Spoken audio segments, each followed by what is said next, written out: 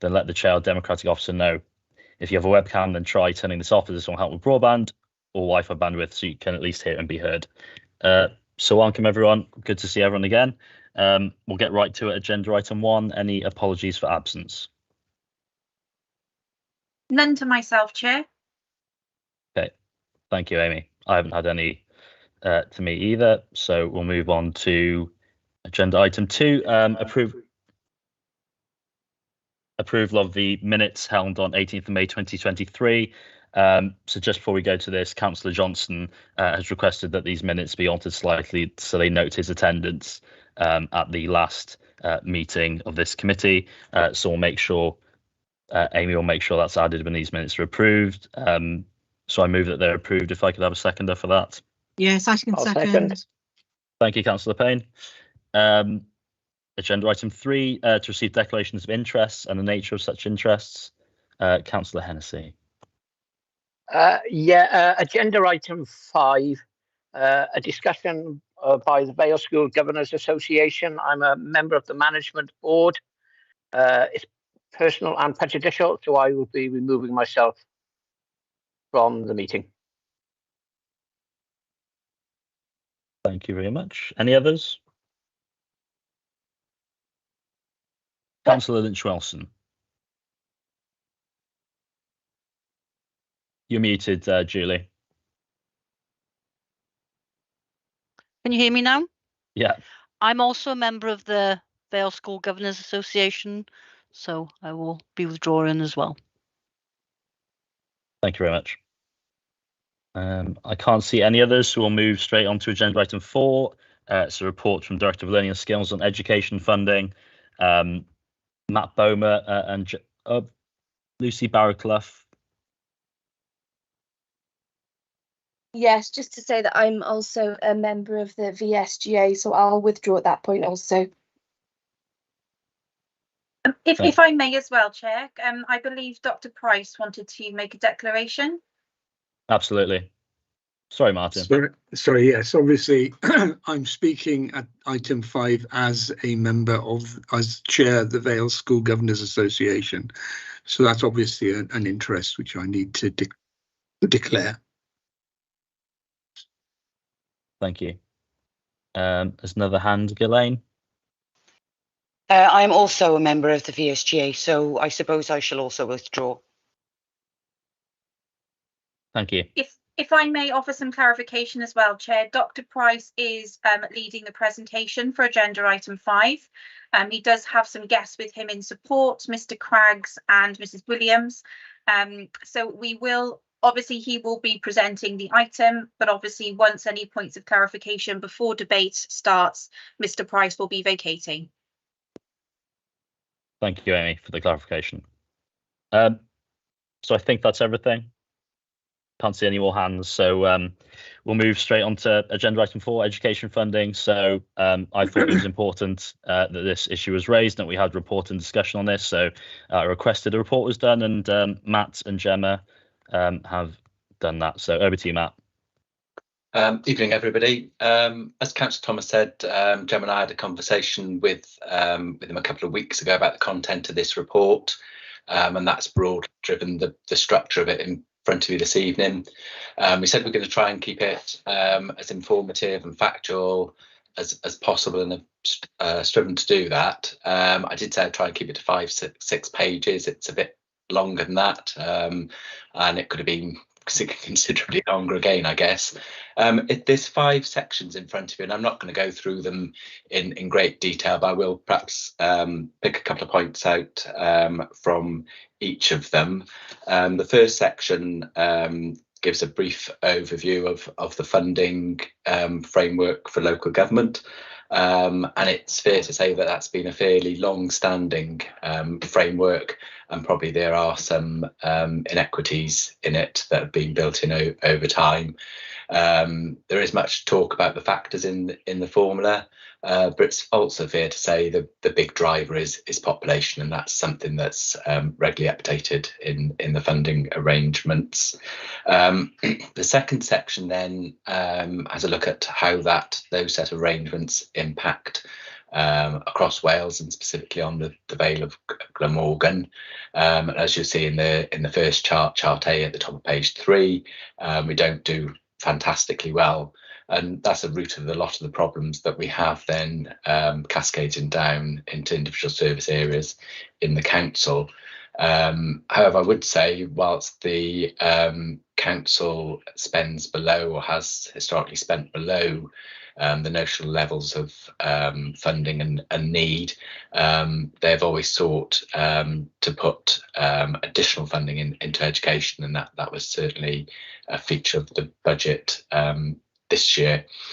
The other issue in that section, in the following couple of charts, where I've looked at the funding per pupil, and you'll see a slightly different presentation from the governors later. There's different ways of cutting the information, and the funding per pupil that ends up in our schools is much impacted by the level of which local authorities delegate all of the funding through, and what functions remain with the central education service, and indeed in what sort of activities they engage in that. So that's quite a complicated area in itself.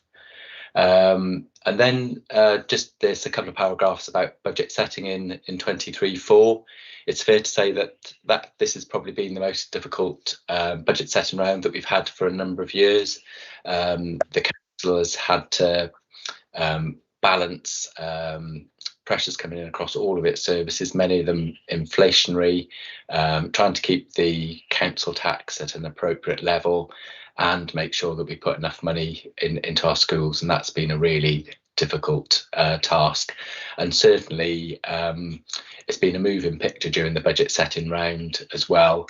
And if you look at our forecasts about what inflation might have been, certainly around pay awards back in October, that changed very much by the time we did the draft budget report for consultation in January, and then through into the final budget that went to council in March. I know we've been pushed and pressed, and this is in the latest position section, for what is the latest position with our schools, but it's very much an ongoing piece of work, and it's a piece of work that's involved. It's been very time consuming, taken a lot of input from colleagues in the education department. We're not in a position to report what the definitive position is this evening. We do know, because we're in the process of closing the accounts down for 22-3, know that there has been a running down of school balances. That's been in line actually with school forecasts, albeit that we do know historically that the end of year position tends to be better than forecast normally. So we won't know the position even by the end of this month, by the deadline. That work will continue over the summer. And that feeds in a little bit into the last section of the report then, the next steps. And we see this evening very much as the start of a discussion and dialogue with you, and an exploration around the issues that we face in education funding. So we're proposing that we have a workshop that goes into more depth in the issues that are in this report, and then that once we've finished the work on the approving the 23-4 school budgets, that we'll do a follow-up report for you in September, where we should have a fuller picture of where we're at with the school budget. So that's all I want to say in introduction. Obviously welcome to take questions. Gemma, Ryan here, and I know we have colleagues from the education team as well. Thank you for that, Matt, and thank you for the report as well. I don't know if Gemma had anything to add on that, or we can just go straight to questions. Yeah, thank you, Chair. I think Matt covered all the salient points, and happy to pick up any questions. Great, thank you. So open to councillors now with any questions for Matt and Gemma. Councillor Payne. Hiya, thank you for this. Really clear information as well, really easy to understand, and I need it really simple. There was one thing on 2.8 on page 5 that interested me in terms of understanding the budgets was that an individual block level, it spends above the SSA on education, and for 23-24 is budget to spend 135.291. So in terms of that, that's the bit I'm not understanding, if we are lower level and yet we're spending more. So Gemma, I don't know if you could make it a bit more simplistic for me. Well, I think as a council, as you set out in the report, we set a budget that's below the kind of it's an indicator that Welsh Government set. So we set a budget below. So by spending above the indicator in education, it means that we spend less in other areas. So we also spend slightly above in social services. So it means that the other services there we spend below the indicator that's set. Okay, thank you, Gemma. Thank you, Helen. Any other questions? Councillor Hodges. Yeah, thank you, Chairman. I think it was the last meeting where we were trying to set the forward work programme, where we asked for reports on the school budgets and the state of them. So I've had one of my questions already answered, where we will be getting. We're not in a position to report on individual school budgets yet, but we're looking for something in September, and I'm grateful for that. My concern is it's been out in the press, the local media, that certain schools, a number of schools, I won't name them, are having difficulties with their budgets at this time. And I'm just wondering what is happening. Well, is that true, and what's happening at this time to alleviate that? Thank you.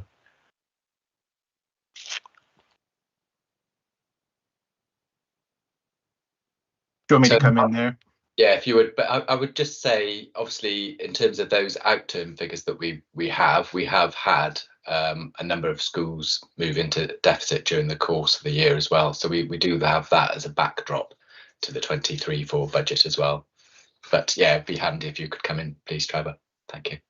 No problem. I mean, in general, we do have a number of schools who are forecasting a deficit budget and looking at developing their recovery plans. So we're waiting on the detail of those plans, which is why we're not in a position to report on those at the moment. Quite a lot of work goes into that, and consultation with governors and that kind of stuff. I am aware that there are some schools named in the press with their challenges around funding.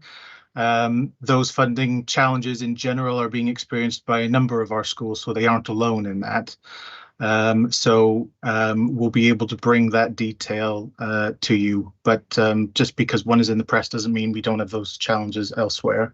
But we are supporting all of our schools and overcoming those, and working really closely with all of them in developing their recovery plans and their strategies going forward.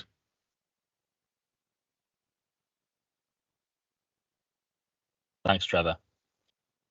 Councillor Penn. Thank you, Chair. Brilliant. Thank you, Matt. It was really nice to see so much detail in it. I was particularly pleased with some of the language just on giving some of the factual reasons for why budgets are so constrained, what happened last autumn, etc. And that the inflationary pressures are a lot of the things that are affecting schools. It was really nice to see that kind of detail in the report. So thank you, mate. Thank you. Councillor Payne, sorry. Sorry, Councillor Penn, you've just stolen my bit. I was just going to say about on PENC 213, it was about the inflationary pressures on the 23-24 budget setting. So that still carries that inflation is one of the main contributors, because we were looking at 21.7 million, and that still carries. The certainly at a council level, in setting the budget, we've made assumptions about both the teachers' pay award and the local government pay award, and obviously we know both of those are ongoing negotiations. So I would suspect we'll see more pressure than we're reporting here. Thank you, Helen. Any other questions from councillors? No. I've got one or two. I just wanted to ask about the pressure on rural schools, because obviously part of the problem here is that Vale Glamorgan's not an urban county, and there's a lot of rural schools that need support and help. And it seems to me that this low level of funding, there's extra challenges with rural schools, for example. So I just wondered, I don't know if Trevor or Matt or anyone would be able to elaborate on the sort of issues that come with this sort of low level of funding. Yeah, demography and geography does play a factor with all of our schools. We do locally, so we have a schools funding formula. So when the money comes to education, how it's delegated out to schools is done through schools funding formula, and that's published on the Vale website if anyone wants to take a look at that. There are mechanisms in there to support smaller and rural schools. So for those schools who have a smaller number of pupils because of where they are, there are enhancements built into that to accommodate that. And that's because the formula is built around a 1-form, a 2-form, 3-form entry mechanism. So we do have some mechanisms in place for that. Some of the other challenges, especially with rural schools, are linked to things like transport. And this is part of a wider conversation, across the council. It's difficult to get to some of our rural schools using public transport, and we know some of the challenges and some of the funding considerations around school transport that you'll be aware of from some of the monitoring reports we've done previously. So those sorts of things play a factor as well. But as I say, in relation to our smaller and rural schools, those are accommodated in the mainstream schools funding formula. Thank you, Trevor. And I was just wondering what conversations have been had with the WLGA about this. I mean, obviously, the counties that do better off out of the funding formula aren't in any hurry to reassess it. But I was just wondering what conversations the council are having with at WLGA and other parties around that. Yeah, I know there's a lot of discussions happening on a number of different levels with the WLGA, with the Directors of Education in Wales Association as well around school funding. There's been a number of project groups that have been set up through those mechanisms. So one around the funding challenge that I just mentioned for education. There's one around some of the ALN needs in education. So we are trying to share best practice. I'll defer to one of my other colleagues, specifically around the funding formula. What I can say is we have had a lot of dialogue via the WLGA and via the council directly around the way education is funded in general. And a lot of that stuff Matt touched on in his report. We have had them come to speak to our head teachers, to us, and to our Governors Association about some of the mechanisms that cause issues, some of the census data, that's used, very old data that's used to inform some of these decisions. So we are offering solutions and challenge appropriately to how these things can be overcome. We aren't the only local authority in this position, but you will appreciate looking at that graph. There are winners and losers across Wales, and that's something that needs to be considered with any changes as well. Thank you, Trevor. I think I saw Paula's virtual hand go up. I think Trevor's covered most of it, so I won't repeat what Trevor said, but yeah, we don't miss an opportunity to raise our concerns about the formula, and it is acknowledged that it is very out of date. And as Trevor's pointed out, though, there would be winners or losers with any change, and it would be difficult to manage that across the piece. But just to say, myself, the leader and the chief executive and the cabinet member did meet with WLGA to outline our concerns and to discuss other mechanisms that could potentially be used in lieu of any change to the formula. So introducing, for example, a floor to the funding. We've seen that overall be used with council's SSA. and funding, and we were looking to explore whether the same could be done in education, so that that unevenness is levelled out to a certain extent. Thank you, Paul and Trevor.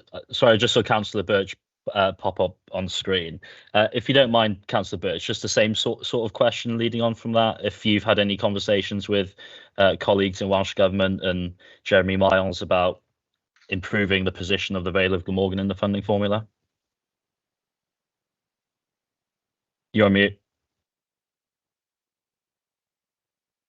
Sorry, as Paula said, we did meet with ministers in order to talk about this, and I know that Liz, who is in a much better place to do this, has met with Jeremy Miles on a number of occasions in order to talk about this, because it's obviously something that is an issue in every council across Wales, but that doesn't stop us putting forward our concerns about it. So no, it's something we will continue to make a noise about on every available opportunity. Thank you. Councillor Payne. Sorry, yeah, well, on going through the information that we were given, I think WLGA, if you look at the distribution subgroup in terms of governance, is civil servants, Welsh Local Government Association, finance directors, independent members. So I think that's covered in kind of the information that we were given. Okay, thank you, Councillor Payne. Any other questions? No. Thank you, Matt and Gemma, for that presentation. Really appreciate it in the report. Thank you. So we've got 3 recommendations. 1, that we note the contents of the report. 2, that we approve proposals for the planned workshop to explore this issue in further detail, which I hope we'll be able to get going in July. And 3, that we receive an update on the workshop and ideas to progress these issues as part of the forward work programme. So I move those 3 recommendations. If I could have a seconder for those. Happy to second that. Yeah. Thank you very much. Moving on to agenda item 5. So we've got a presentation now on school funding. So I'll introduce our guests. I think a couple of people might have if to I leave. may, Chair, just to check, obviously we do have some declarations with regards to this item. So if you just give me a moment to confirm the elected members are withdrawing. So Councillor Hennessy, Lynch, Wilson, and then the co-opted members with voting rights, Miss Barraclough and Miss Ghislaine, and then obviously Mr. Price will vacate at the end of his presentation. So just give me one moment, please.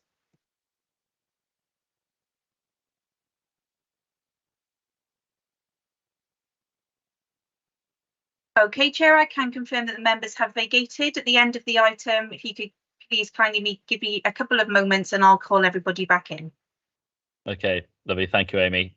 So just before you start, Martin, I'll introduce everyone. So Martin Price, one of our co-opted members, but he's also here in his capacity as chair of the Vale Governors Association.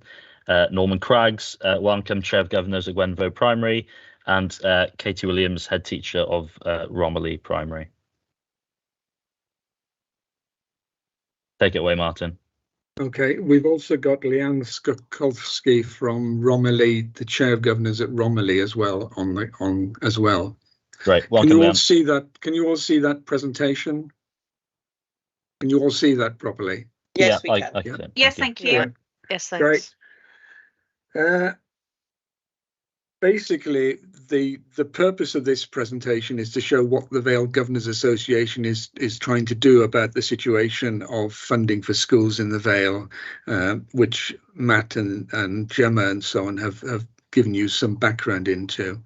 What I want to be very clear about, that we're not criticising the Vale of Glamorgan Council in terms of the way it gives out the money into schools. The Vale is very open and fair in how they distribute funds to schools, and the Education Budget Forum works well in doing that, with working with officers, with head teachers, and with and governors, and obviously the cabinet member as well. So it works well. the problem we have is with Welsh Government not providing sufficient money coming into the Vale, not the way the Vale deals with the money when it gets it. Our understanding is that most schools in the Vale will be posting a deficit budget. We talked to a number of chairs of governors and a number of head teachers. We're not unique in that in Wales. There are significant difficulties in most local authorities in Wales. And the view we're taking is, and we've been given, is that 2024 and 2025 will be worse than this year. And that affects the way in which our pupils are treated in schools, the way in which teaching and learning happens in schools, the well-being of pupils and the well-being of staff. And just because a school is not posting a deficit budget doesn't mean that in order to get to a balanced budget, it's not had to make some very difficult decisions about the education that it's providing. There are two reasons for the deficits in the Vale being worse. One is that Welsh Government has elected not to fully fund the Teachers' Pay Award, and the overall settlement from Welsh Government is too low. And the indications, as I said, is that next year's budget is also too low. The second problem is what has been referred to earlier, is about the funding formula used by the Welsh Government to pass money over to the Vale. So the Vale gets significantly less per pupil per year than every other Welsh local authority.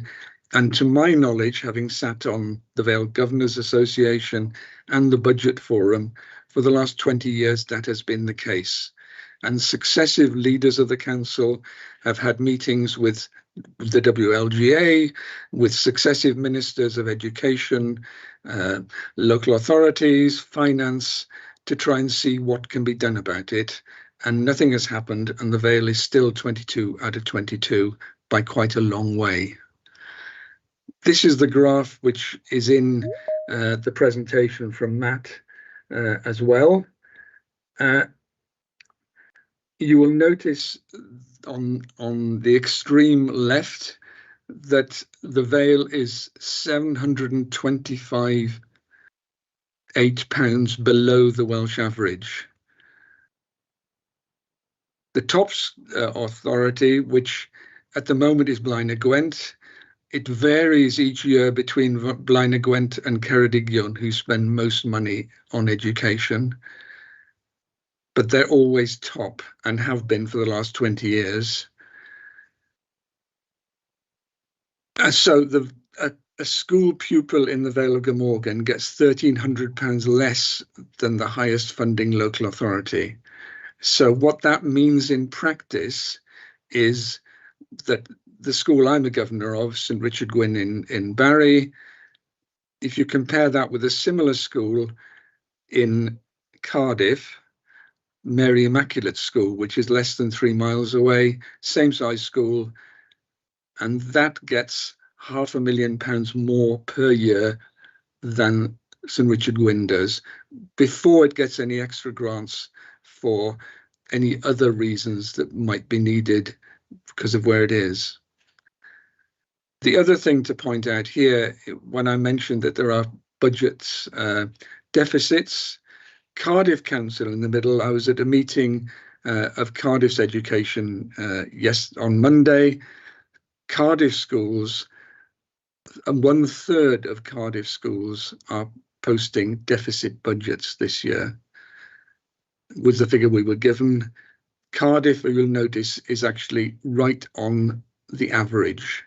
So it's no wonder that the Vale is going to be worse off than that in terms of numbers of deficit budgets in schools. And setting a deficit budget is quite a major thing for a school to do.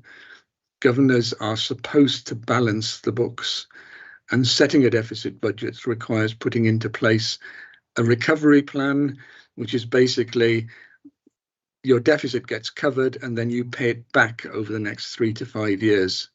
So a deficit this year means that pupils are paying for that for the next 3 or 5 years. What's the Vale Governors Association doing?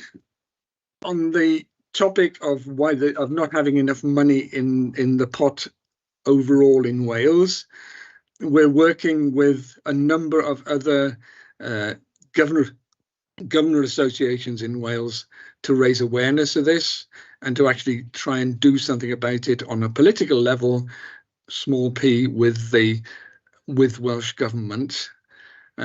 And what we're looking at the moment is the idea of petitioning the Welsh Government. And if you get enough people signing a petition, then that triggers a Senedd debate. So that would be on a Wales-wide basis, with the Vale working closely with other authorities. The lead authority of Governors Association on that is actually Conway, but we're talking to Merthyr, Cardiff, Newport, and several others as well. The second thing we're looking at is challenging the Welsh Government's funding formula. The second part of the papers that you got from Matt is a presentation which was given to the Budget Forum at the end of 2022 about how the formula works. The formula, we would argue, is fundamentally flawed. The funding formula is based on population, which is the actual population in the Vale, but also the population at different ages.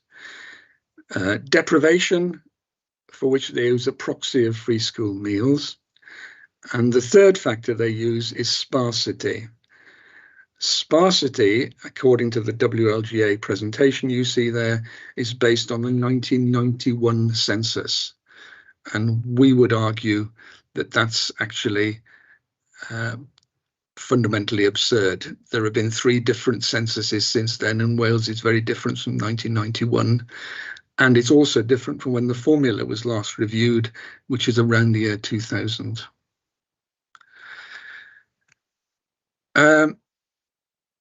We wrote to the minister on this topic, and extracting information from the minister's letter back to us and looking at that graph we got there, and Matt referred to that earlier, the Vale does spend more on education than it is told to, if you like.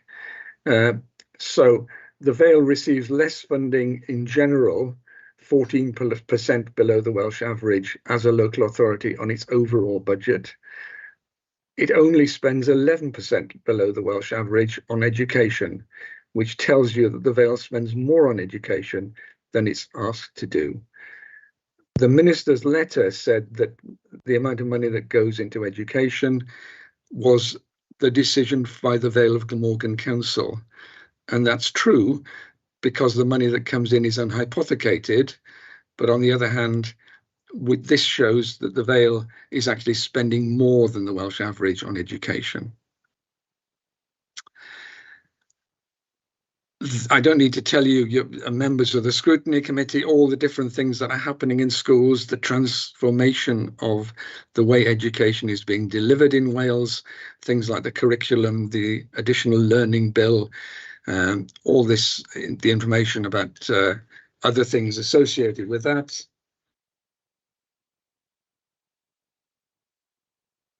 You'll be well aware of what those are like. We're at a position where all of these things are happening at once, and there is less money available to it, and therefore less people to do implementing all these things that are put in front of them. The effect of that is on the pupils and the children in our schools. A reduction in the quality of learning and teaching, and all the other things I've got on that slide.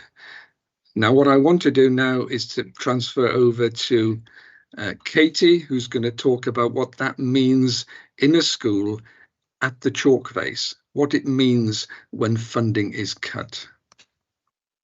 Hi, thanks very much.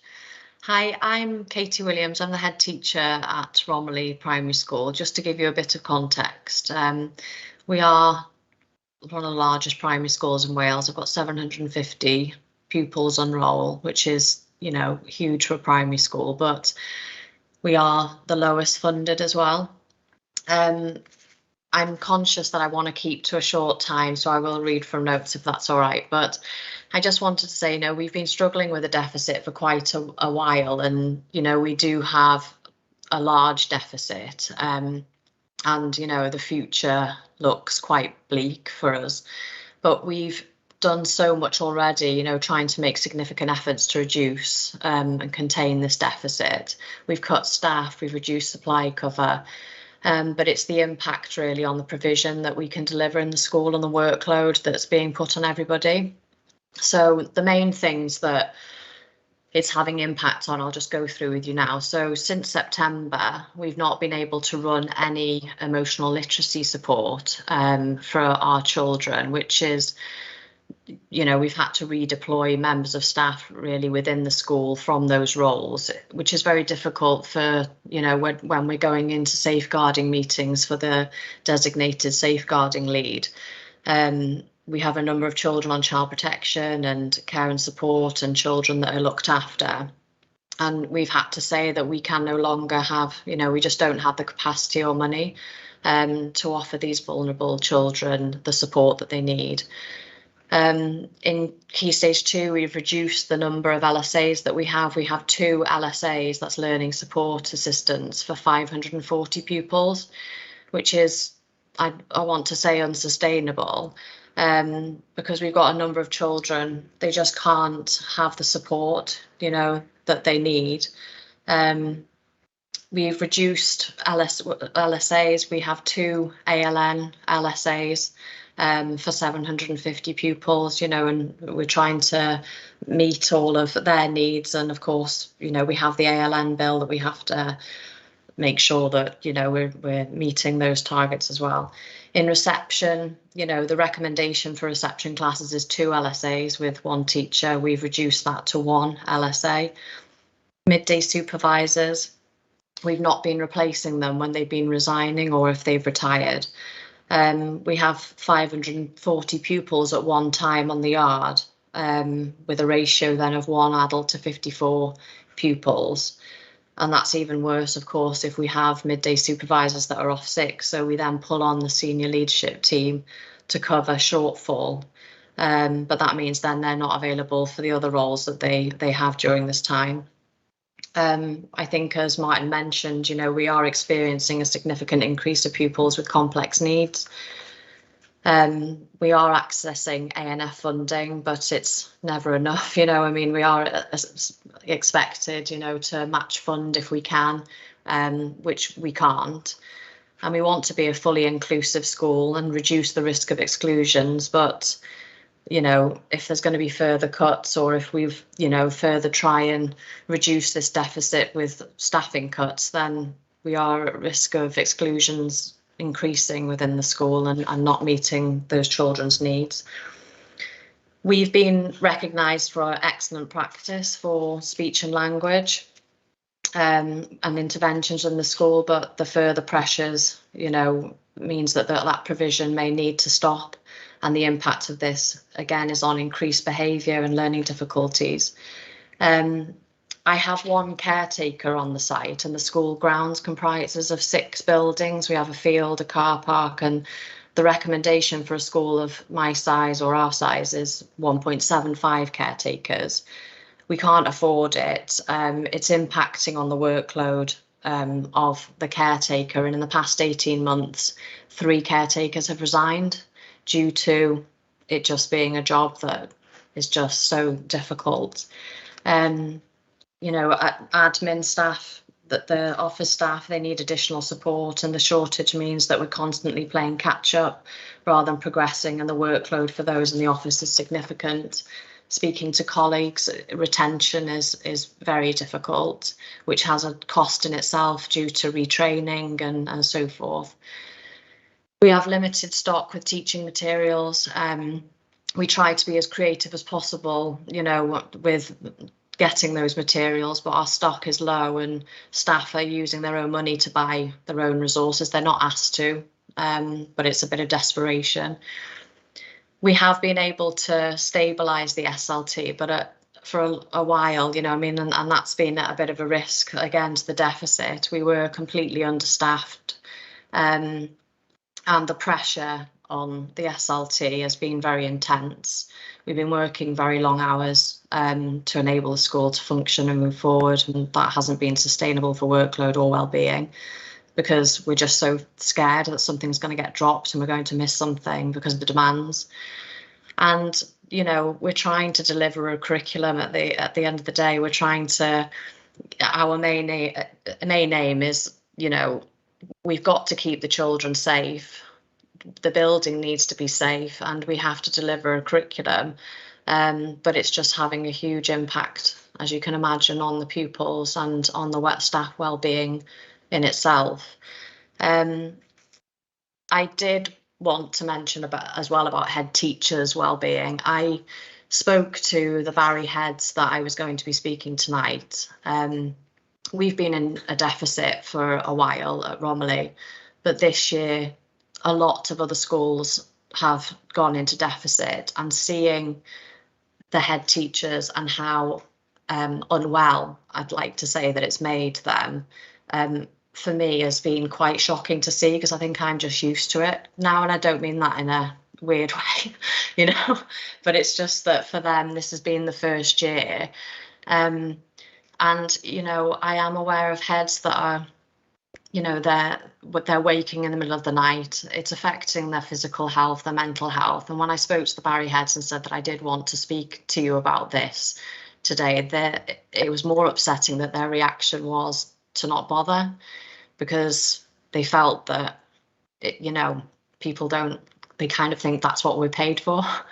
But I did want to mention it. And, you know, as I say, we're about £300,000 adrift each year, so it's just, that's why our deficit just keeps accumulating, which, you know, with on cost, that's 5 teachers that I would have to get rid of if I wanted to try and balance and recover.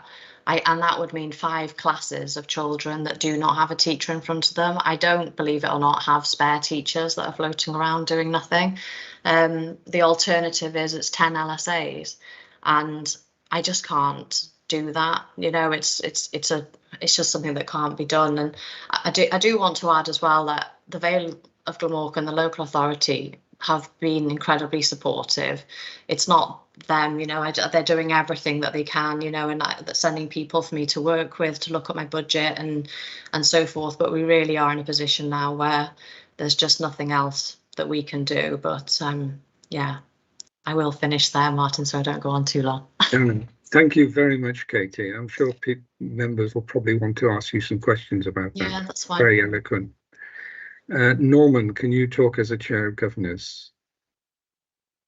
Well, let's hope that this works for one thing, because I'm using my phone. Can you hear me? Yes, that's fine, Norman. Right, WENVO, for those who don't know, is a single form entry. We've got 210 on the school roll, give or take the odd one that comes and goes during the year, plus the nursery.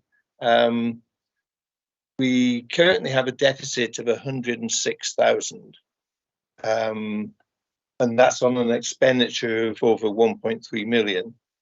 And one interesting point is that deficit up until this morning was 124,000. But then today we got a grant of 14,000 for ALN and 4K from Big Fresh.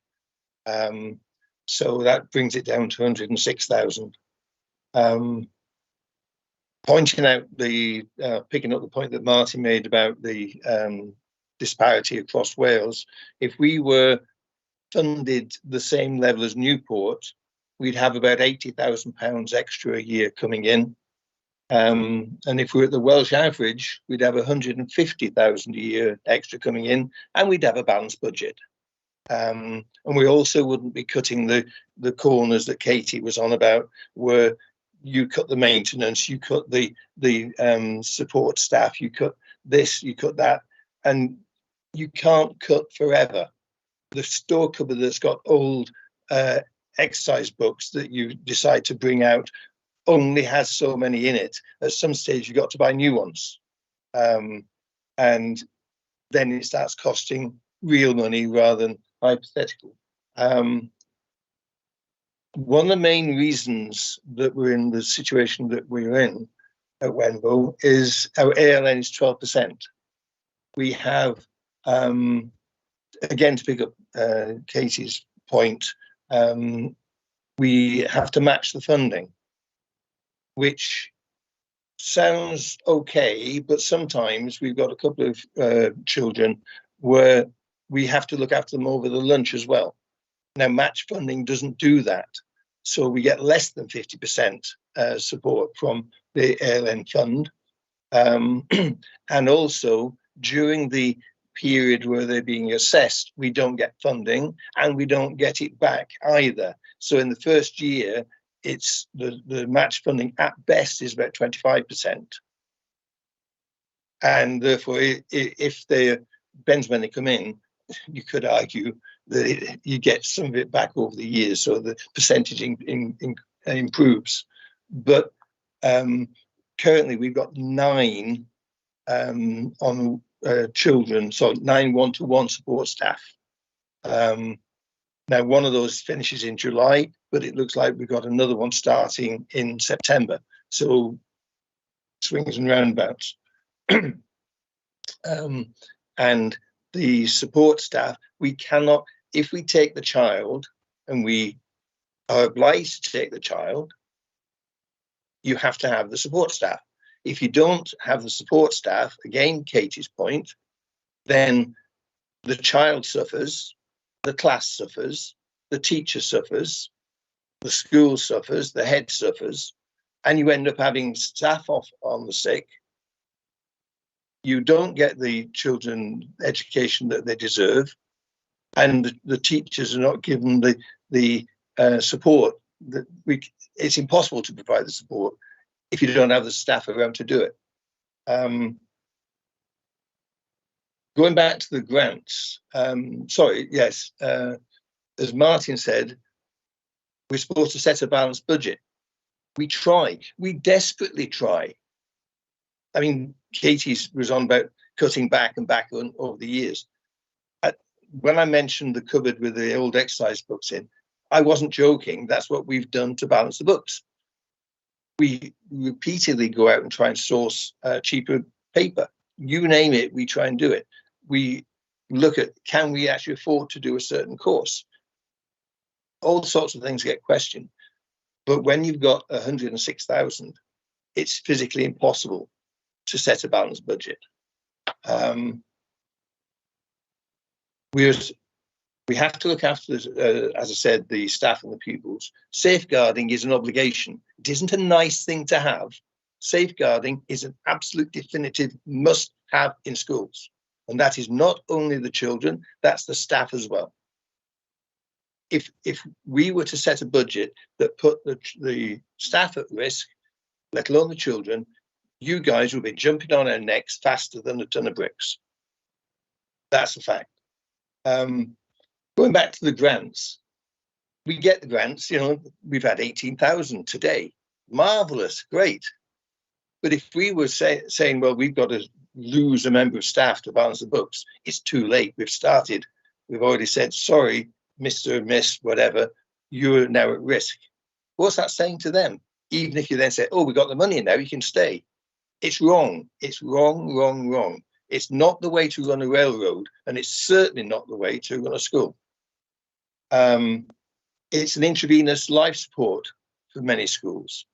If we don't have the grants, we can't, at the end of the year, let alone what happens in the meantime, balance the books. But it's been supporting us. Picking up what Matt was saying about the school balances. 2 years ago, the budget forum was looking at school balances being negative last year, the total school balances.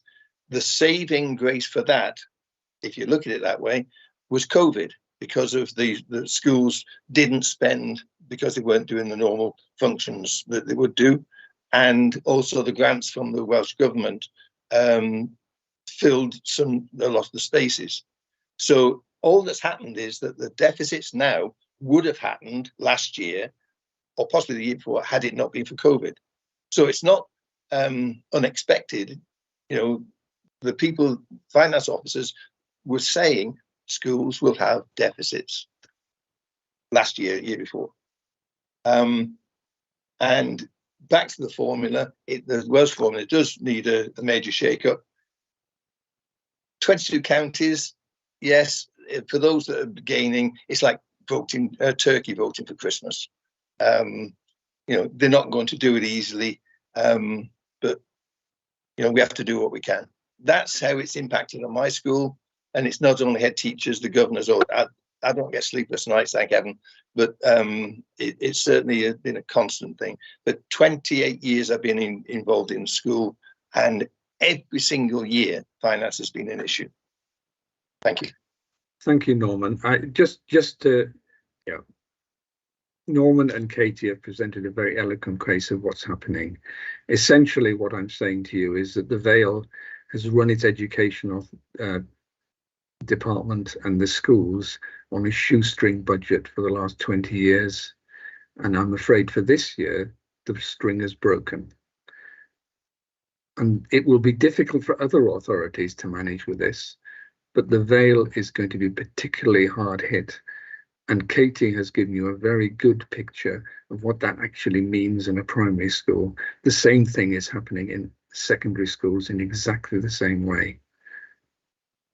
And it'll be worse next year. So the Vale Governors Association, as I said, is working A, on a Wales-wide basis, and B, on looking at challenging the funding formula. We're talking to lawyers about whether we have a case or whether we can do something about this. We would like to work with the authority, and obviously the budget forum. We're working with the budget forum, and the budget forum is part of the authority.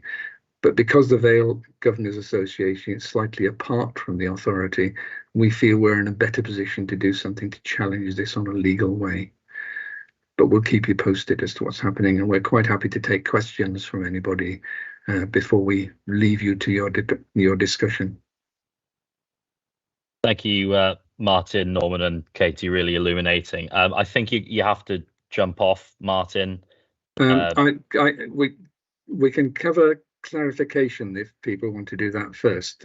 Yeah, so we're happy to go. Yeah. Yeah, we'll deal with any points of clarification first that Martin can take. And so then Councillor, I will jump off. Yeah. Yeah, absolutely. Councillor Payne. Hi, thank you, Chair. I'm just interested to Norman. You said about children suffering. So I'm interested in, are children suffering? Is that what you're saying? No, they're not, because we are keeping the one-to-one support. The one-to-one support does a number of things. It depends on what the actual requirement is. Sometimes it's physical, sometimes it's emotional.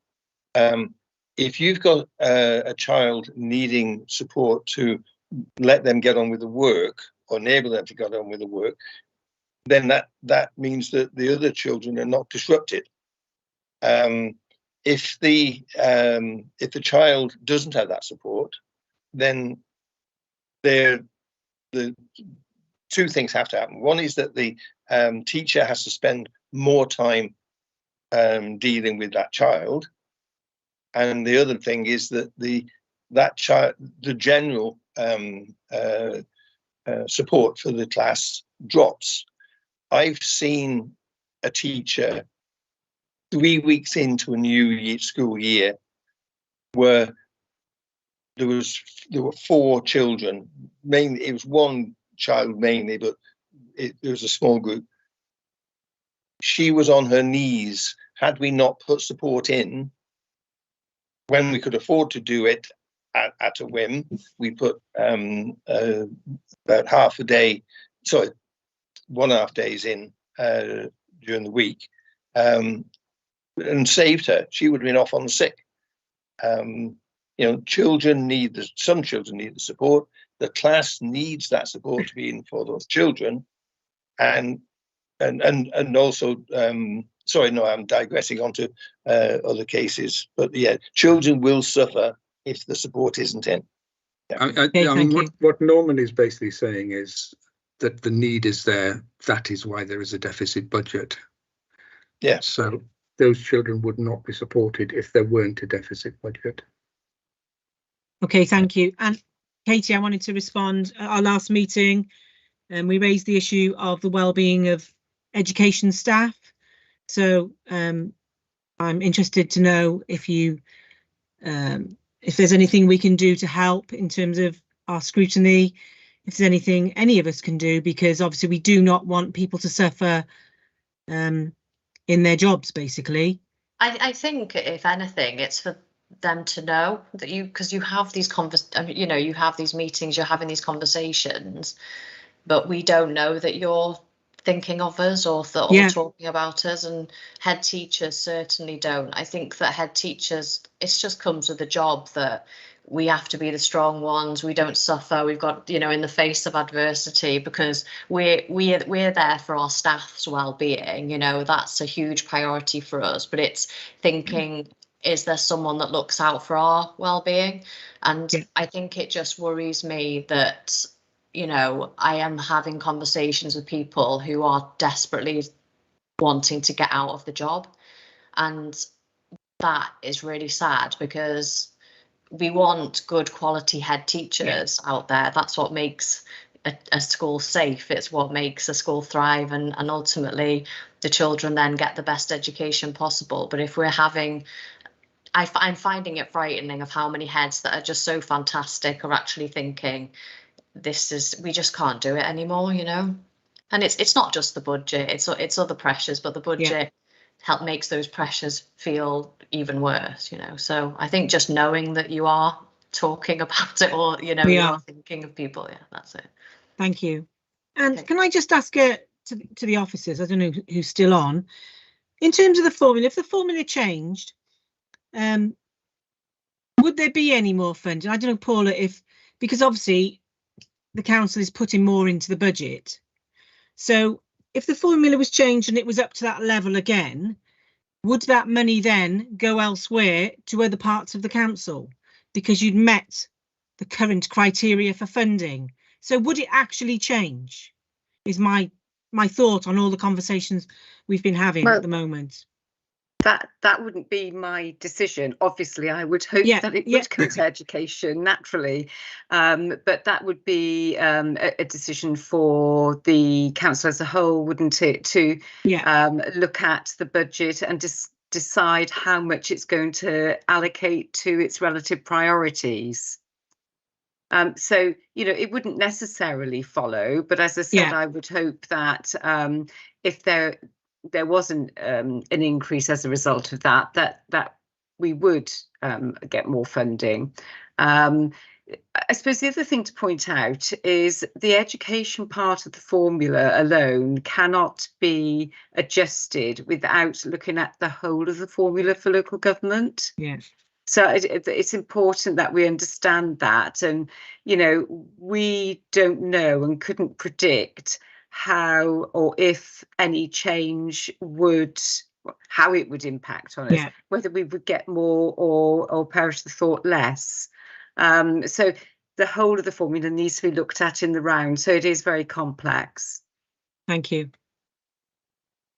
I think to add to that, I mean, I wrote a piece for the Institute of Welsh Affairs some 8 or 9 years ago about the formula, and I have this picture of this dirty great big Excel spreadsheet in Cateys Park, which, if you start mixing my metaphors, looks like a house of cards, and you take away one bit of it and put in this year's census or the latest census instead of the 1991 census, it all falls over. And because it was put together in 2000, the year 2000, there are no civil servants at Welsh Government who understand how it was put together. Sorry. Right. Thank you, Martin. I'm just wary of your declaration of interest, and to make sure we're not sorry. That's all right. Make sure we're not skip. You asked for clarification. That's all. Yeah, absolutely. That was all a clarification. So we're safe there. Councillor Hodges.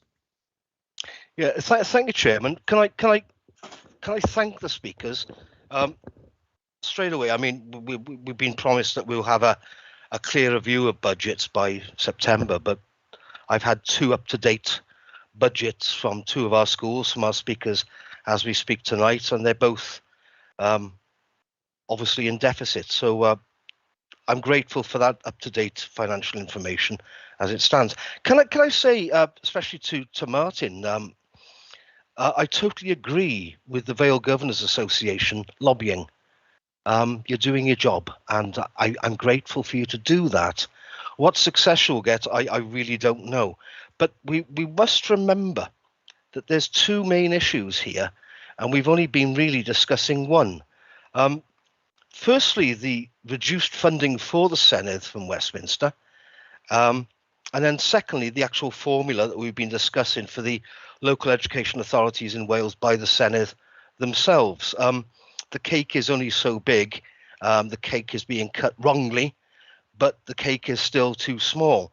So if you're lobbying on our behalf, which, as I said, I welcome, perhaps we, as a scrutiny committee responsible for lifelong learning, which is education here within the Vale, should ourselves be lobbying. And I think the first way that we could do that, and I'm fully prepared to move this if I have support, is to ask our local MS and MP for the Vale Glamorgan to attend a meeting of this scrutiny committee and tell us what they are doing or what they can do and us tell them what we think they should be doing on our behalf.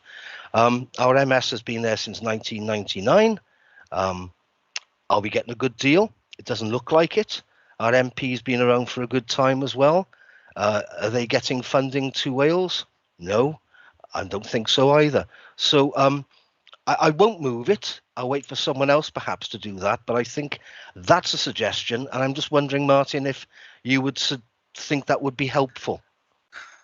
I think that might be helpful. I think we're probably straying into your discussion rather than clarification of what we're putting together. I mean, we are prepared to work with anybody. We would like to work with the scrutiny committee. We feel as being slightly separate from the council, we're in a good position to challenge things. But we want to do this in a civilized way, in a way which we think will have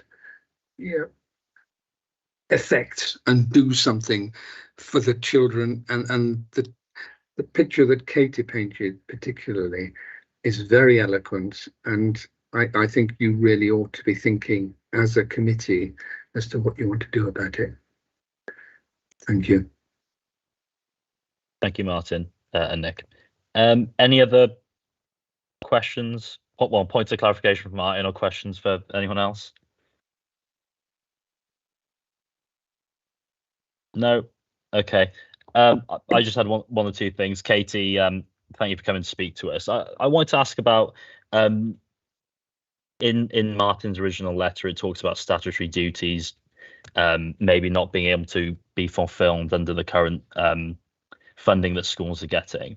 I just wondered if you could elaborate on that and maybe the role that the new ALN duties and Curriculum for Wales play in that. Yeah, I mean, I think that going back to one of the previous points where we were saying, you know, are the children suffering? The fact is they're not at that. We are under strain, but they're not. We're doing everything we can for them to not suffer on the kind of skeleton staff that we can to make sure that we are meeting those statutory duties, but it's at the cost of me being in a large deficit. And every time, you know, for instance, if I'm trying to safeguard a child or meet their needs, their ALN needs, I have to make, and I'll be honest with you, it's like a sickening decision of, oh my gosh, I'm going to have to make my deficit a little bit bigger because it's just black and white for me. I have to do it. I have to meet the statutory obligation. So whether that's safeguarding, whether it's curriculum, but these are not lavish spendings. They're just, you know, the difference between, as I say, a child being safe or a member of staff being safe and, you know, adding another £20,000 onto the deficit, and it does make you ill. It does make you feel ill, you know, but you have to do it, and so it's kind of just accepting that I'm kind of used to that feeling. But I think that the other head teachers, this is a new thing for them, and it's really, really hard, and it is what's giving people the sleepless nights and the rise in blood pressure and people feeling quite unwell. And you know, I won't mention names, but there are some heads that have had to take some time off because it has been actually affecting them. So yeah, statutory obligations we will meet, and we must meet, and we have to meet, but it's at the expense, unfortunately, of making that deficit creep sometimes a little bit bigger. And that's the panic bit, because we are also under that pressure of having a recovery plan and trying to show that we're doing everything we can to reduce it at the same time. So yeah. Thank you, Katie. And then the same question to you, Norman. I know you've touched on it earlier, but if you could share your thoughts on that point as well. Well, yeah, exactly the same. We, as I said, the support staff have to be there. The children have been assessed. The Vale actually came out and checked, because being Wenville where it is, it was, oh, you've got an abnormally high number of ARN pupils, but they're all, they're all genuine, if you see what I mean. They've all been assessed. They all have a requirement. We have a requirement for the LSAs in foundation phase. We have 2 LSAs for the whole of Key Stage 2, and they are required. If you have a difficult, I mean, Katie knows this full well, if you have a difficult class, the teacher needs the support. And if you're mixing and matching to get the most out of these LSAs, that support diminishes. And if you sack one, as I say, you then get to the point of diminishing returns. But the other thing is that because of the size of our deficit, and I think this is where Katie is, if we were to sack all our LSAs, we could possibly, and I haven't done all the sums, get a balanced budget. But we couldn't run a school. We wouldn't be able to teach. We wouldn't be able to do our fundamental job of, 1, putting a teacher in front of a class that's able to then teach them, and 2, keep the pupils safe and support the children that need it. So we can't. And any recovery plan you have to go more than that, because we actually had to do it once, had to sack a teacher about 16 years ago. You have to go more than the deficit to then claw it back over 3 years. So it's, the logic of sacking people occasionally might work, but in general terms, it's the overall funding level. Okay, thank you for that, Norman.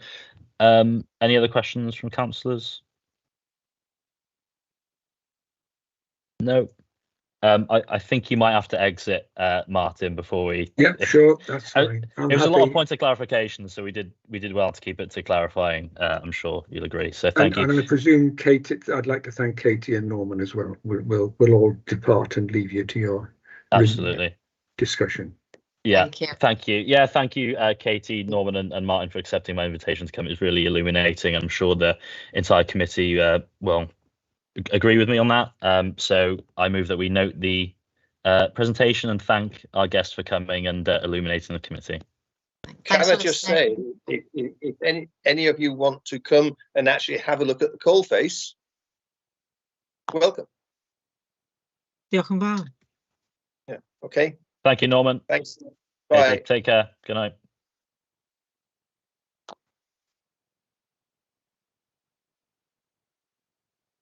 Great. Thank you for your input into that, everyone. This is a really useful discussion.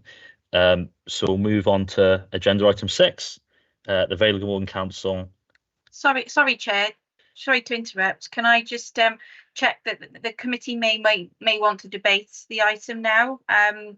there may be further comments that they wish to now that Dr. Price has vacated. Okay, sure thing. Councillor Penn. Thanks, Chair. Thanks, Amy. I was just about to say similar. I mean, thank you to Martin and the others. It is alarming when you hear it from firsthand from heads and people who are, you know, as he said, on the coalface. Being a governor at Albert Road, it is disturbing what they're having to do and the language that they're using. But I think what we need to do, Nick touched on it earlier, I think what we need to do is actually dig down and look at the reasons why all these things are affecting our schools. Yes, the formula is not good, but if Welsh Government put a figure of 2 billion lost through EU funding that hasn't been replaced by Westminster, that has got to have a dramatic effect on everything. I mean, 2 billion quid is not, you know, it's not a small amount. That's got to have an effect. As we saw with the autumn and what happened, skyrocketed inflation. Schools in the Vale, we're not immune to inflation, and a lot of schools are posting deficit budgets now because of inflation. And we've got to acknowledge that, and we've got to acknowledge where the inflation's come from. If we're going to look at this, we need to dig down to the reasons why it's happening. I'm not smart enough to say how we sort out the formula. I'm a simple builder. But I know if you keep digging and peeling away the layers of the onion, we'll get to why the reasons for this are happening. It's lost. I lost my chain. Sorry, group. But yeah, those points stand. Apologies. Thank you. That's all right. If you get your thought back, pop back in later, and we'll listen to the rest of it. Councillor Payne. Thank you, Chair. Again, yeah, really kind of distressing in some ways to see the pressures on heads in particular. But again, isn't on the formula about rejigging it, and with the same pot of money, wouldn't it just be rejigging it around? And again, shouldn't we be lobbying elsewhere outside of Wales, you know, to be looking at, again, on Elliot's point, that's where we should be putting the blame here. It's not about the pressure from this council or from Welsh Government. It is about UK Government. So we need more money to spend on our young people and our children so that we see that they don't suffer in any way. So, yeah, that's kind of the point I wanted to make, really. Thank you, Helen. Any other comments or thoughts from councillors? Councillor Marshalsea. Just briefly, you know, exactly like Katie was saying, you know, I've been that teacher where a child with ALN hasn't had that LSA support, and it's meant I haven't been able to teach a class until an LSA was hired, and that has to come from a budget, clearly, to hire that member of staff so that all children within that class can learn and have an effective teacher. I agree with what Helen has said, you know, the same pot of money. Obviously, I think the formula does need looking at. However, we still have the same budget. And I don't see a way of moving forward. And it was a very, very stark presentation and very worrying. Thank you, Naomi. Any other points from councillors? Councillor Hodges. Yeah, thank you, Chairman. I was just waiting for someone to take up on the suggestion I made in the main part of the debate. You're quite right, everyone. The pot of money that Welsh Government with the Senedd has is what it is. They are expected to work on a fixed budget because of the constrictions and constraints of devolution. And we are at the prey of Westminster, and simple as that.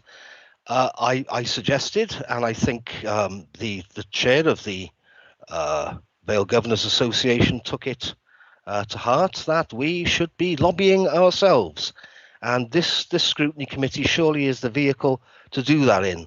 So I'm looking for support. I suggest that we invite the MS and the MP for the Vale Glamorgan to tell me what they're going to do about the issues that are facing us. Number one, to increase the pot of money from London, and number two, to actually divvy that out in a fair and equitable manner. I've been on this authority since 1995. We got shafted on when we split from Cardiff and the old South Glamorgan was taken apart. We've never got over that. We're still suffering that. And no matter what criteria is used in this current funding arrangement, it is not working. It's certainly not working for us. So that's what I will move, Chairman. Thank you. Thank you, Nick. I see Councillor Goodjohn has a hand up. I'm not sure if that's on your point or. Well, I'm just wondering whether it would make any difference with two groups lobbying the Welsh Government.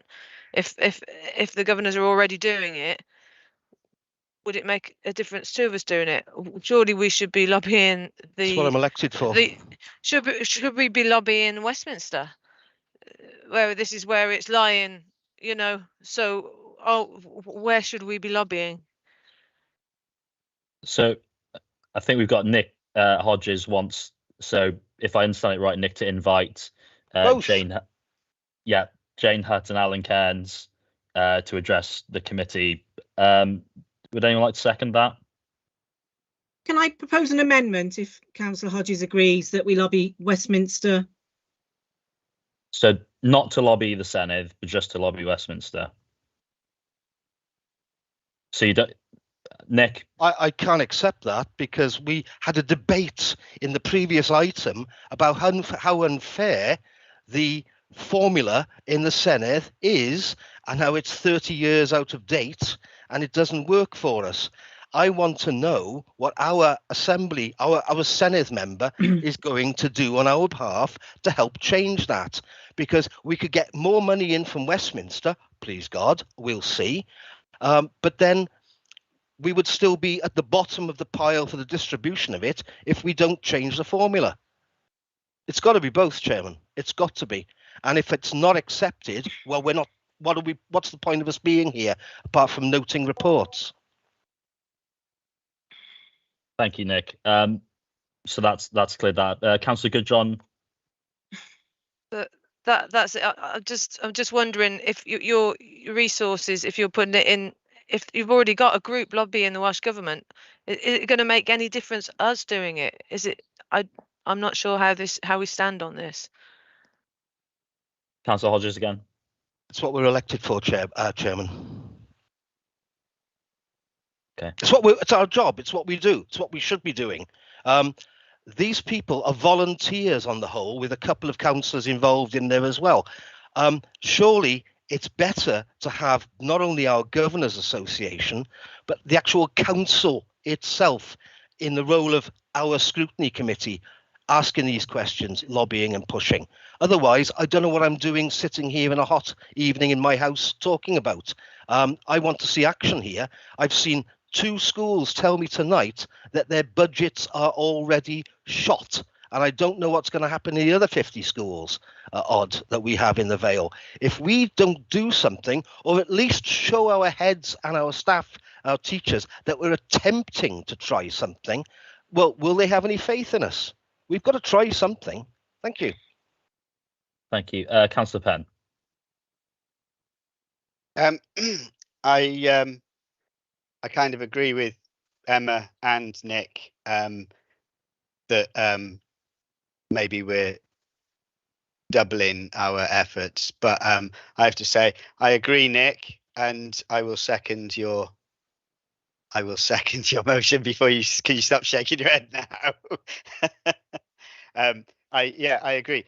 What harm can it do? You know, okay. Maybe that's my naivety.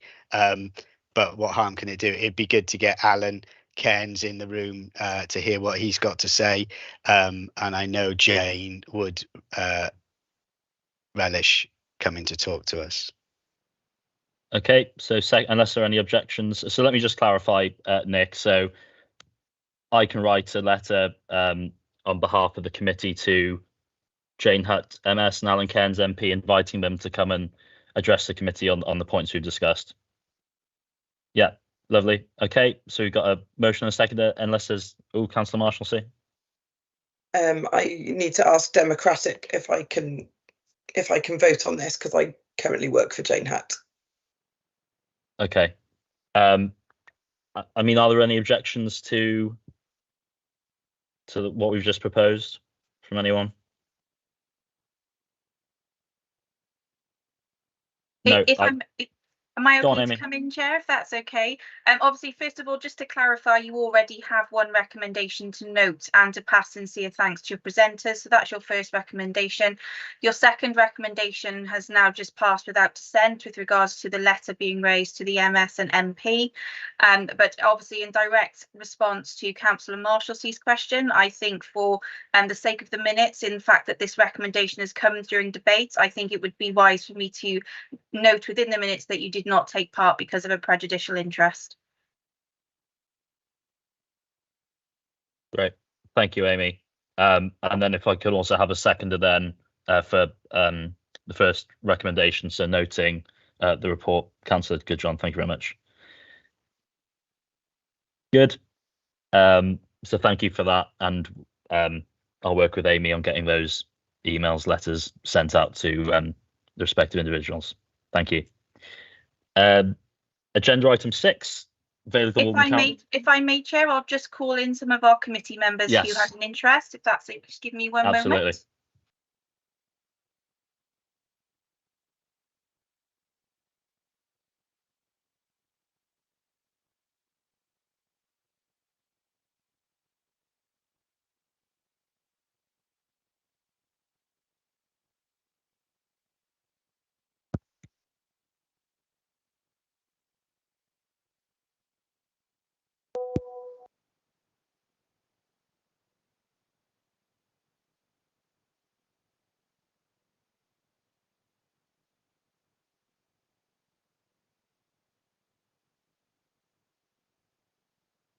Okay, Chair, just to confirm that the members have been called in, just give me one more moment just to confirm that they're with us.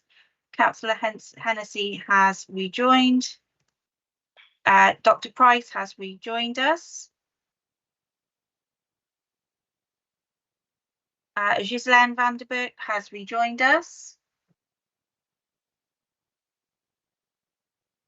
Councillor Lynch-Wilson has been joined.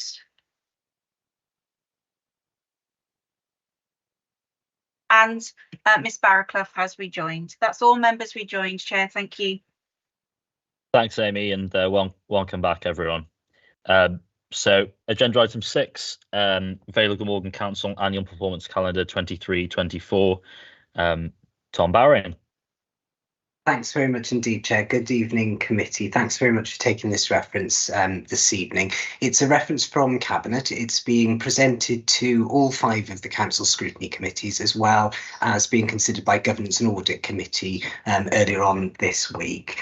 The Annual Performance Calendar is a report that we brought to Cabinet and committees last year following the new cohort of elected members following the local government elections last spring, and also reflective of the fact lots of change was introduced by the 2021 Local Government and Elections Act, which contains in part 6 of that legislation lots of changes to the way that corporate performance of local authorities is managed. So we thought it would be a useful report to bring to yourselves, Chair, this year, and this year it covers 3 aspects. One is an update on the annual self-assessment process.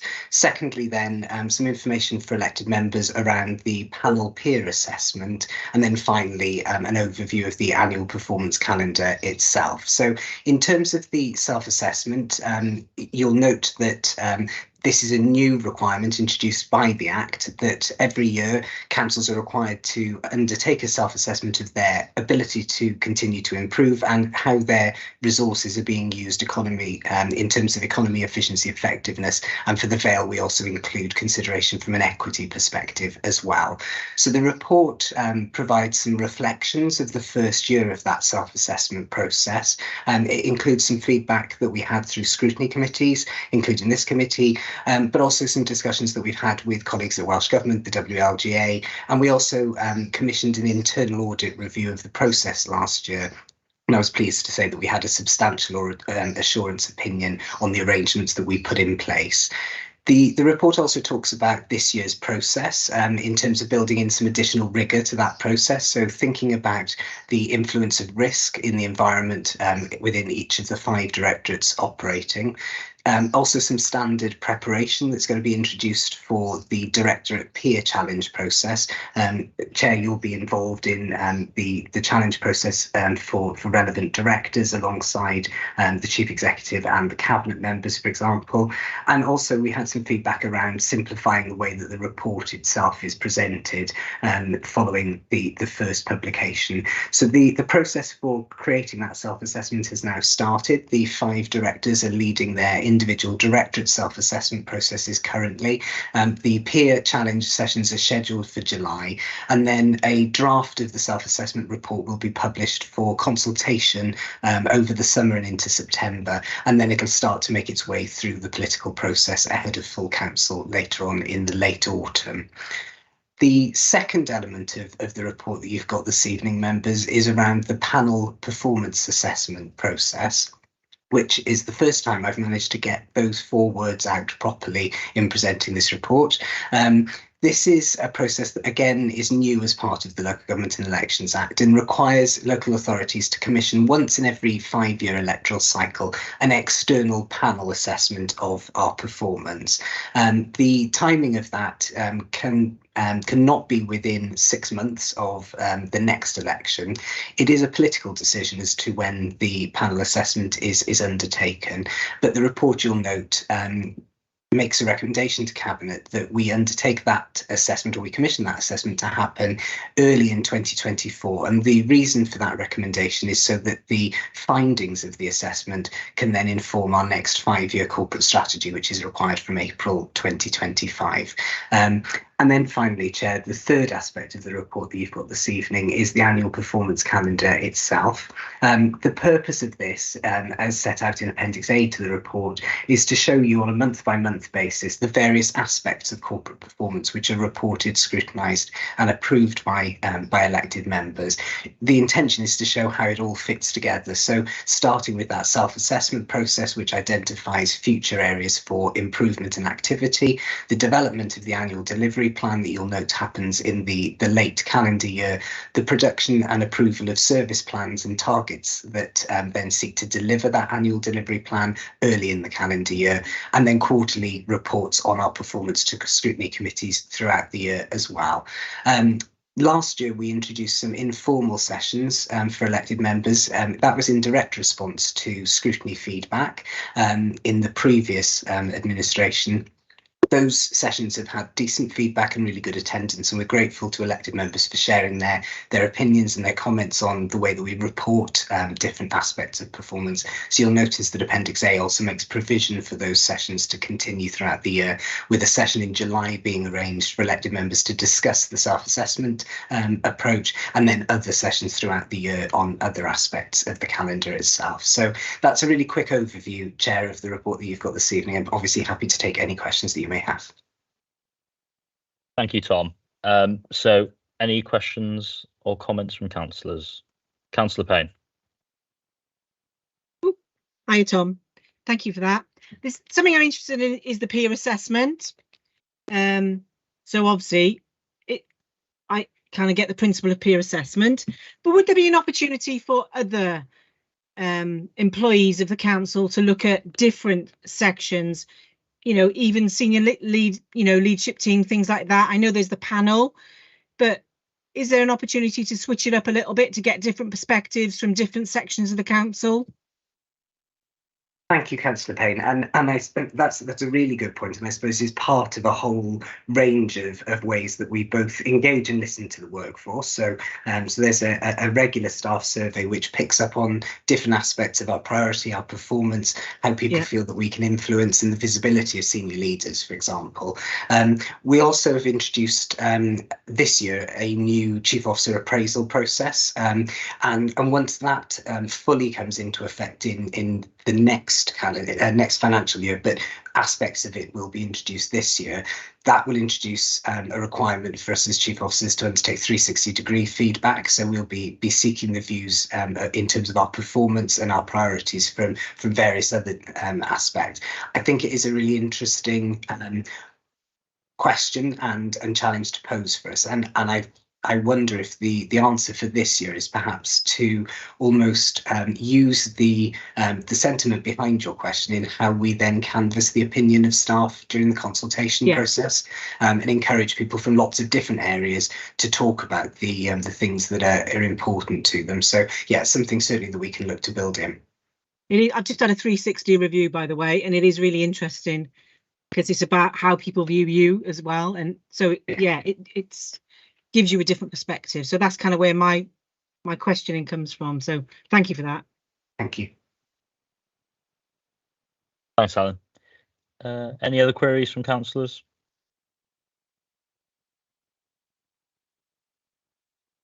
Doesn't appear so. I just had one, Tom. In terms of outcomes after these performance reviews and things like that, I mean, are you confident that there are positive outcomes for staff who are undertaking them?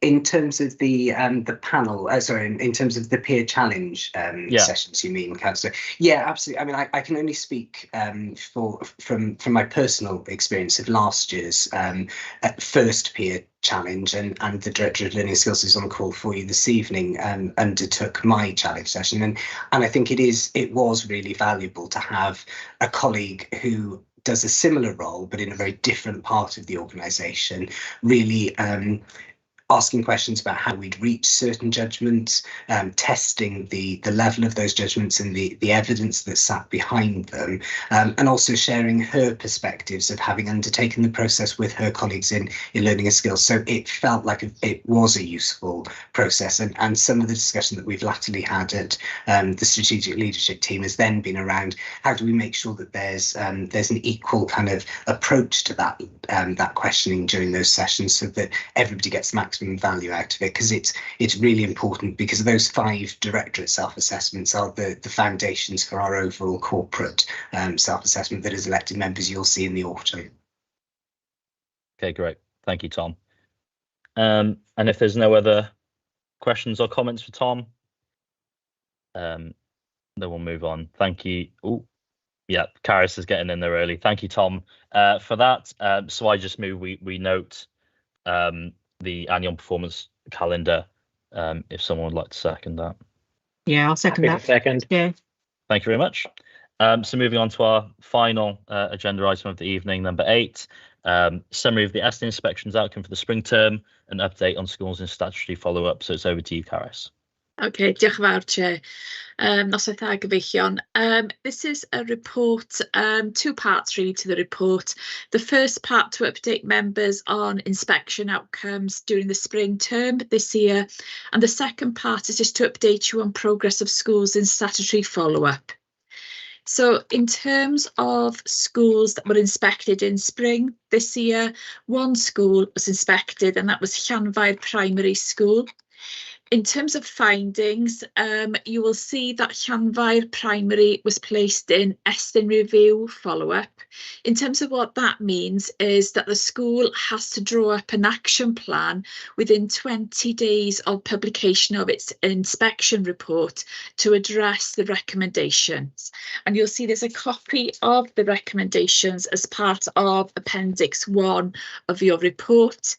They relate to leadership at all levels, ensuring that the curriculum is meaningful with a particular attention to Welsh and digital skills, and then to raise teachers' expectations of what pupils can do, particularly those who are more able. So in terms of the school, then they've drafting their post-inspection action plan. A year from when the report was published, or around that time, Estyn will discuss with the local authority the progress that they're making and to see whether they need to stay in Estyn review or whether they can come out of Estyn review. So in a sense, we're working with the school and it is a period of around 12 months now. In terms of any interesting or innovative practice, there wasn't any identified in Llanfair, but since March 2022, when Estyn reintroduced their inspections, 5 case studies have been published from the Vale of Glamorgan. So there's a copy of those inspections, I should say case studies, in Appendix 3. In terms of the second part of the report, makes reference to progress of schools that are in special measures. And as you're aware, during the autumn term 2022, Ysgol Pen-y-Garth and Pencoetre High were placed in special measures. In terms of where we are in terms of planning, both schools have drafted their post-inspection action plans and they've been approved by Estyn. The local authority has prepared a written statement of action for both schools. That statement of action outlines the support that's going into the school from the local authority, from the regional consortia, and also any other external support. They've been approved by Estyn as well, and they've been forwarded to Welsh Government. In terms of monitoring, there's half-termly in monitoring meetings held that include the schools, local authority, the consortium and Estyn. Because of Pen-y-Garth being a secondary school in special measures, there's been a multi-agency panel established and Estyn led on the first initial meeting of that panel. And the next meeting of that panel will be in July. If you recall as well, in the spring term meeting of Scrutiny, it was agreed that the Scrutiny committee chair and the cabinet member attended the meetings for both schools in terms of the progress meetings, and that happened because both attended the multi-agency panel on the 15th of May and the progress meeting for Pen-y-Garth on the 24th of May. And in terms of what we're intending to do is to update you as a panel in terms of progress of both schools following the termly Estyn monitoring visits. The termly monitoring visit for Pencoetre will happen some point this term. For Pen-y-Garth, it will be in the autumn term. So once those visits have been undertaken, we'll be able to provide you with further information in terms of progress. So I'm not sure in terms of, obviously there's further information in terms of the report, but if anybody has any further questions, I'm happy to answer them. Thank you. Diolch. Thank you, Caris. So we'll open it up to councillors. Councillor Payne. Noswaith dda, Caris. Helen Payne yma. So, doing dysgu Cymraeg. In light of the presentations we've had this evening and also looking at the reports again, I'm going to raise the issue of well-being of staff, particularly when they're under scrutiny from Estyn.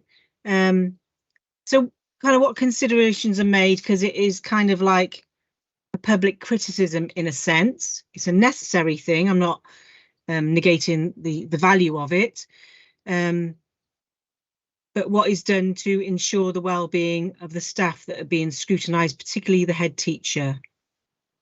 Okay.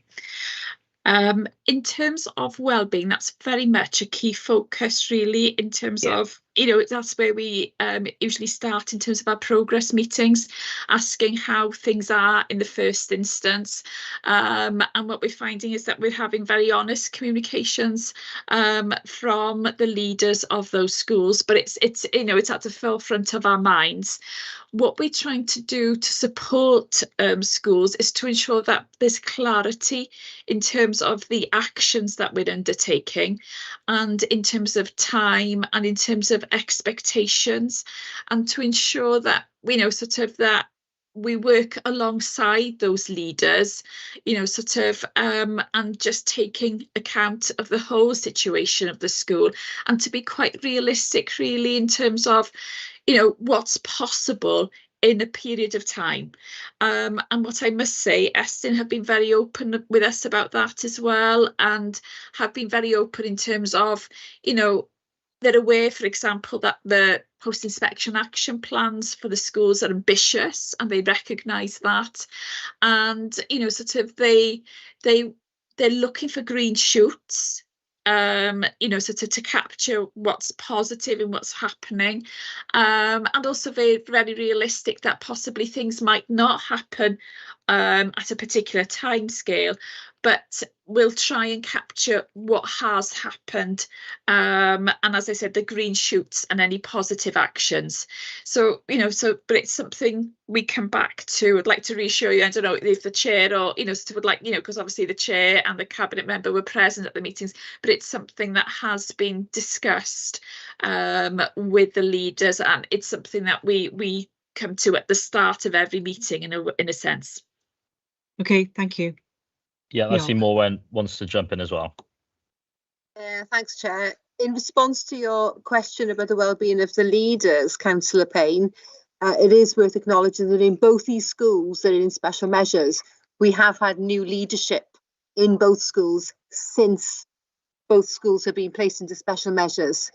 And, you know, that has been, they were appointed knowing what they were going into. They're very, very open-minded as to the challenges, but also open to the support they're receiving as well. And I think that the relationships between those leaders, us as local authority officers, and the consortium are really strong, and they know they just pick up the phone and there is that support there at any time.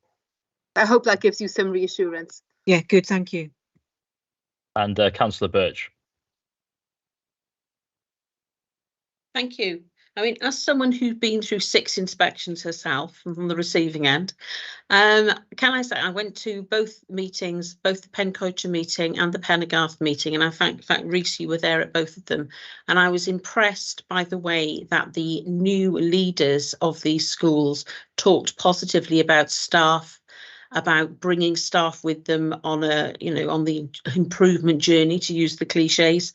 But, you know, it was very positive. I thought that they, you know, they talked about staff in a very positive way, about, you know, retraining where necessary. There was no kind of pejorative speech about the staff at all. And I was impressed, because I know that lots of staff dread inspections, and I quite understand that. I've dreaded them myself. But the outcomes, even though obviously the schools haven't done well in the inspections, the outcomes will be positive. And it really felt like that in the room. You know, you can pick up an atmosphere, but then the leaders, I felt, in both situations were very positive and forward looking, and it was very gratifying to see.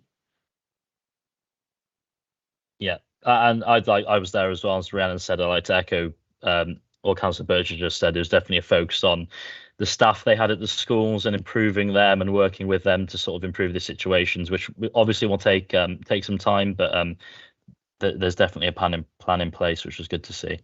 So I don't know if any other councillors have any questions or thoughts. No. Thank you, Caris, for the presentation and for updating us on that. So we've got 3 recommendations. So we note the inspection outcomes of the school inspecting the spring term. That we note the follow-up requirements for the one school in Estyn review and how progress will be monitored. And then we note the progress of the 2 schools in special measures as well. So if we have a seconder for those. Yeah, I can Happy to second. Thank you, everyone. Appreciate it. We come to the end of tonight's meeting. So I just wanted to thank everyone for their attendance and participation, and have a good evening. Thank you, Chair.